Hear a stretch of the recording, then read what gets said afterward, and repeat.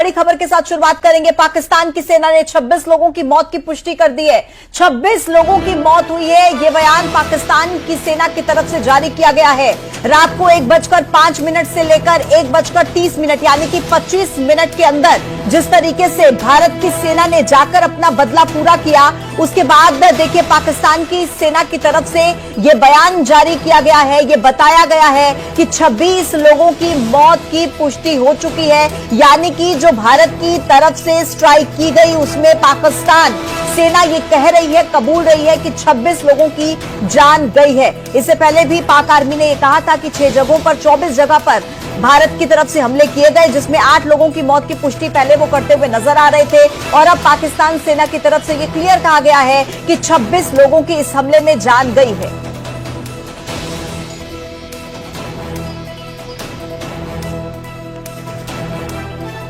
तो ऑपरेशन सिंदूर, जिसके तहत भारतीय सेना ने आतंकियों से 22 अप्रैल का पूरा बदला ले लिया है, आखिर कैसे दिया गया इस पूरे ऑपरेशन को अंजाम और कैसे सेना ने आतंकियों के ठिकानों को कर दिया है नेस्तनाबूद, सबसे पहले एक रिपोर्ट आपको दिखाते हैं। वो रिपोर्ट आप देखिए और साथ में कुछ तस्वीरें।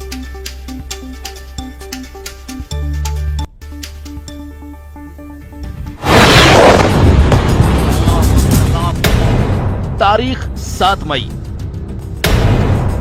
रात 1:05।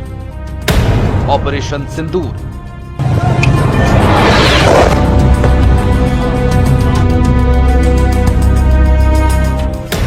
सेना के वो 25 मिनट।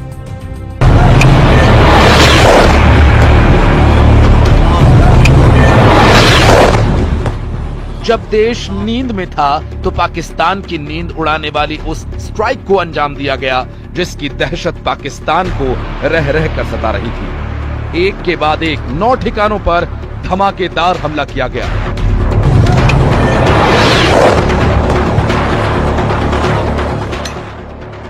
इस हमले को बहुत बड़ी प्लानिंग के तहत अंजाम दिया गया।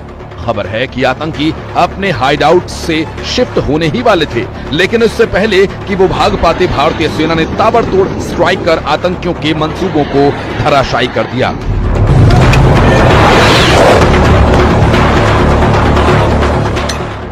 आतंकियों के ठिकानों को तबाह बर्बाद करने के बाद अब हर कोई इस ऑपरेशन के पीछे की कहानी जानना चाहता है। और उन 25 मिनट्स की कहानी विदेश सचिव विक्रम मिस्री, कर्नल सोफिया कुरैशी और विंग कमांडर व्योमिका सिंह ने प्रेस कॉन्फ्रेंस में बताई। पूरे ऑपरेशन को परत दर परत मीडिया के सामने रखा। एक समूह ने खुद को रेजिस्टेंस फ्रंट TRF कहते हुए इस हमले की जिम्मेदारी ली है। यह समूह संयुक्त राष्ट्र द्वारा प्रतिबंधित पाकिस्तानी आतंकवादी समूह लश्कर-ए-तैयबा से जुड़ा हुआ है। यह उल्लेखनीय है कि भारत ने मई और नवंबर 2024 में संयुक्त राष्ट्र की 1267 कमेटी की सैंक्शंस मॉनिटरिंग टीम को अर्धवार्षिक रिपोर्ट प्रस्तुत की थी, जिसमें TRF के बारे में साफ इनपुट दिए गए थे।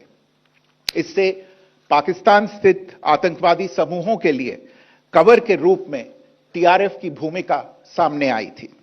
इससे पहले भी दिसंबर 2023 में भारत ने इस टीम को लश्कर-ए-तैयबा और जैश-ए-मोहम्मद के बारे में सूचित किया था, जो TRF जैसे छोटे आतंकवादी समूहों के माध्यम से अपनी गतिविधियों को संचालित कर रहे हैं। इस संबंध में 25 अप्रैल को UN सिक्योरिटी काउंसिल प्रेस वक्तव्य में TRF के संदर्भ को हटाने के लिए पाकिस्तान के दबाव पर भी ध्यान दिया जाना चाहिए। कर्नल सोफिया कुरैशी ने बताया कि कैसे रात 1:05 से लेकर 1:30 के बीच आतंकियों के 9 ठिकानों को तबाह बर्बाद कर दिया गया। सवाई नाला कैंप मुजफ्फराबाद, जो कि POJK के लाइन ऑफ कंट्रोल से 30 किलोमीटर दूर है, यह एक लश्कर-ए-तैयबा का ट्रेनिंग सेंटर था। 20 अक्टूबर 2024 सोनमर्ग, 24 अक्टूबर 24 गुलमर्ग, 22 अप्रैल 2025 पहलगाम, इन हमलों के आतंकियों ने यहीं से प्रशिक्षण लिया था।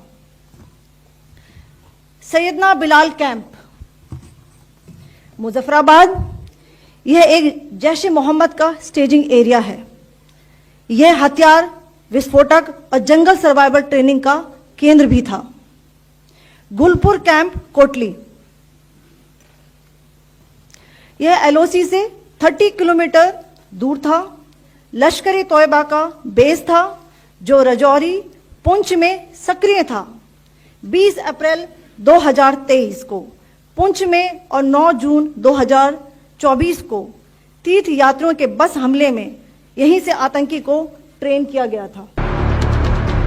भारतीय सेना ने पहलगाम हमले का बदला लेते हुए प्रतिबंधित आतंकवादी संगठन जैश ए मोहम्मद लश्कर-ए-तैयबा के ठिकानों को नेस्तनाबूद कर दिया और साफ संदेश दिया कि अब आतंकवाद किसी भी कीमत पर बर्दाश्त नहीं किया जाएगा।